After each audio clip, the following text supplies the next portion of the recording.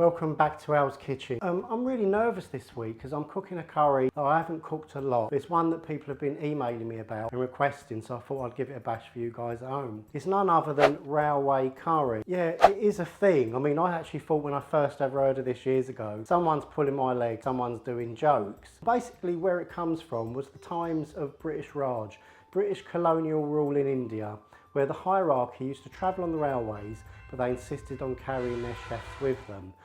Today these recipes, railway curry, can be found in hotels and restaurants in India now. Today I'm drinking an Adnam's Citrus Pale Ale. Thanks to you at home who sent me this for Christmas. I greatly appreciate gifts, and it's a tasty gift too. Aprons are still for sale, so don't forget to buy some merch. So let's crack on with this recipe. I've got 4 onions here, finely sliced, and a small piece of cinnamon. I have 2 teaspoons of cumin seeds, 1 teaspoon of turmeric powder, 4 cloves, 3 teaspoons of Kashmiri red chilli powder. Remember, this is a mild curry.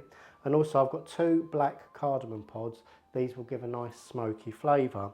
I've got 4 green cardamom pods, no need to crack them. I've got 1 teaspoon of cumin powder and 1 tin of tomatoes. These are basically just chopped tomatoes. I've got 2 tablespoons of coriander powder and 2 tablespoons of garlic and ginger paste. This is the frozen kind. Use the frozen or fresh, not the jars or pastes. Right, something a little bit controversial. I've got 4 tablespoons of mustard oil here. Now, talking about mustard oil, you won't find this in the food sections or the oil sections of the supermarket. That's mainly because it was never tested for human consumption, so I think health and safety just said it can't go with the other oil, so they've basically put it with hair product. So you can have a curry and grease your hair up at the end with this one, folks. Trust me, you can eat mustard oil. Indians in India eat it. All I can say to you is, do you remember back in the day when you couldn't find olive oil in the food sections? You used to find it in the pharmacy. Now, you don't have to use mustard oil. You can use vegetable oil or rapeseed or sunflower oil,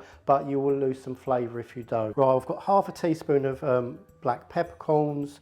I've got 3 potatoes. Now the potatoes, these are Maris Piper. They're pre-cooked so they can go in at the end. See, I'm thinking of you because I knew if you put your raw potatoes in at the beginning, middle and the end, some of you, they're going to overcook and dissolve into the curry. You're going to be like, where's the spuds? Some of you, they're going to be undercooked and you're going to be like, oh my God, they're raw. So do you know what? Just pre-cook your potatoes, a little bit al dente. We'll throw them in 5-10 minutes before the end. You'll have perfect lamb and potato curry. I've got 1 teaspoon of garam masala and a pint of water to keep things ticking over and from burning. Right, let's crack on.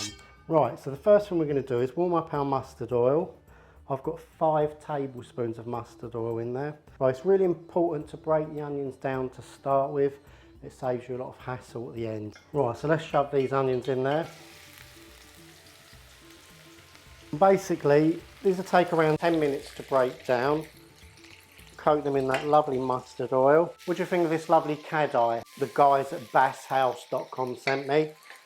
Oh, it's wonderful. Nicely shaped aluminium. And if you'd like to buy one, I'll leave the link in the description box below. Free delivery on most of the products, and they'll get this out to you really quick. Right, I'll get back to you in 10 minutes. Right, so I've been like breaking these onions down for around 10 minutes. Do bear in mind I'm using an 8 kilowatt burner, so I might have a higher heat output than your domestic tops at home. But what you want is more or less near hot dog onions. Right, so once we've softened these down, we're going to push them to the side, just like that, and make a little space for all our whole spices. So let's put in the cloves, the cumin seeds, the fennel seeds. The whole recipe will be listed in the description link below, so if I never said anything, don't worry about it. It will all be written down. The black peppercorns, the green cardamom and the cinnamon. Right, just going to add just a tiny touch of water. Right, let's fry those spices. 30 seconds, and let's turn those into the onion mix. Now the reason I do it like this is because I don't want the spices to burn. As I've always said in my previous videos, if the spices burn, it's game over. I'd much rather that you toasted them off in the pan and you mix them in with the onion, so a lot of that heat was consumed by the bulk that's in the pan. So now we can add the garlic and the ginger. Again, same reasons, don't want it to burn, so add it in a little bit later. Just by putting in those whole spices, I can smell an amazing aroma. Right, now we're going to add the lamb. Now I've used a kilo of diced lamb leg. Traditionally you would use mutton. If you can find mutton on the bone or lamb on the bone, even better. The meat on the bone does provide an amazing flavour. But we're going to go with lean leg of lamb. Let all those aromatics infuse with the meat. There's no real need to brown the lamb off in this because it's going to be simmered down for a while anyway. Just coat the oil, the ginger, the garlic, all the spices, and that is going to do beautifully. I mean, I'm a lamb lover, it's my meat of choice, but you can substitute mutton or the lamb with chicken. You can use chicken thigh, chicken breast. Just remember what you're cooking and adjust times accordingly. So for instance, if you was using chicken breast, you might throw that in near the end. If you was using chicken thigh, just do those for the last half an hour of the curry. Obviously lamb's going to take a bit longer, it's a red, tougher meat. We're going to give this 50 minutes once I put the lid on. And with these home style curries, remember if at any time you think, oh, they're going to catch or the burn, just put a tiny, tiny dribble of water in. We are going to go in with our powdered spices, all except the garam masala. So we're going to go in with the turmeric. People have been telling me off for saying turmeric. I'm from South London, I call it turmeric. Turmeric and all the other spices, chilli and coriander powder. Let's turn all those in and really cook those into the meat.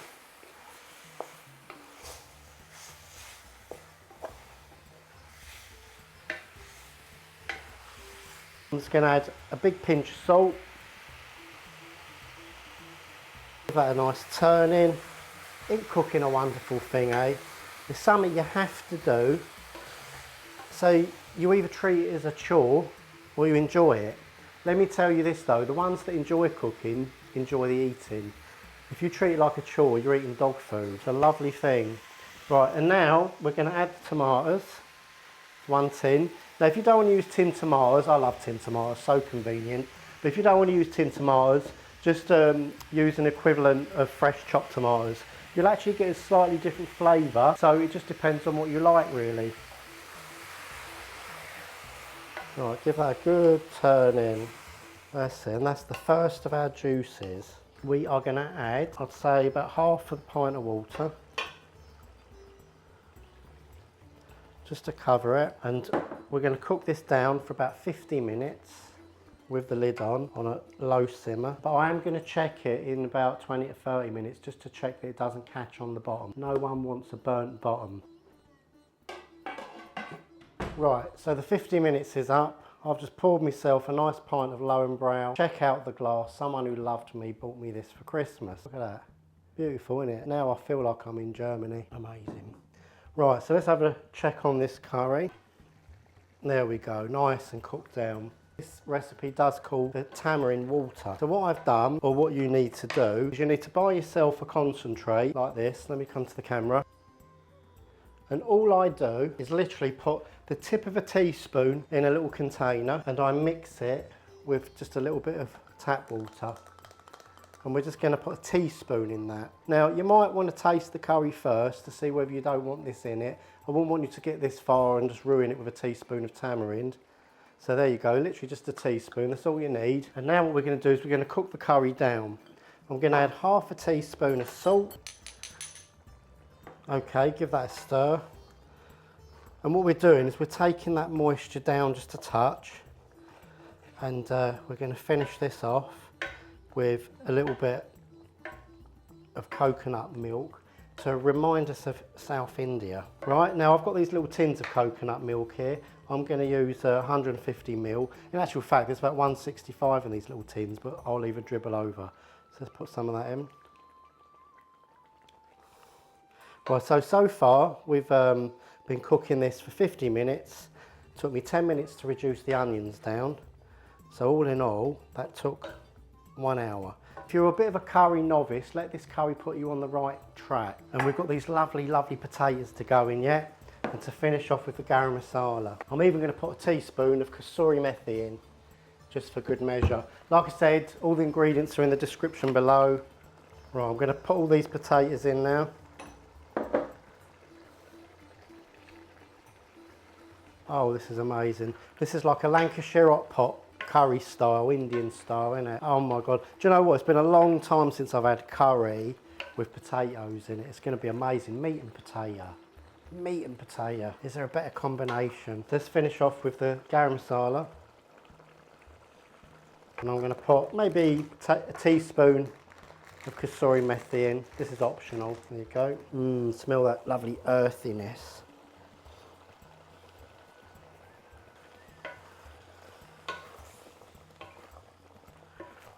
That's looking absolutely beautiful.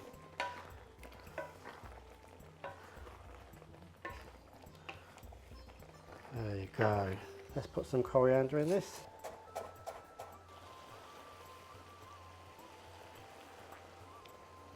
I mean, I just can't wait for you to try this.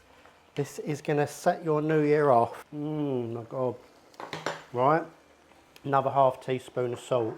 Told you to add gradually, didn't I? So that's like 1 teaspoon for a family of 5. That's nothing. I tell you, this big cad eye is amazing to cook in. Going in there, nice high sides.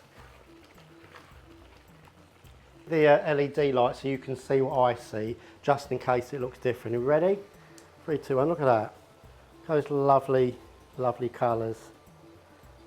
Look how rich and vibrant that is. Right, let's plate this up. Railway curry. You would have thought. Look at that.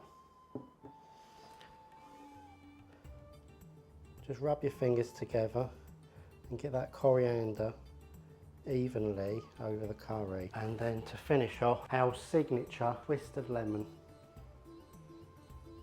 There you go. Right, let's go in with a little bit of lamb. Oh my God, this is something else. This is high-speed train to Calcutta. You can forget the Eurostar. God, this beats a Lancashire hot pot if you want meat and potato, I tell you.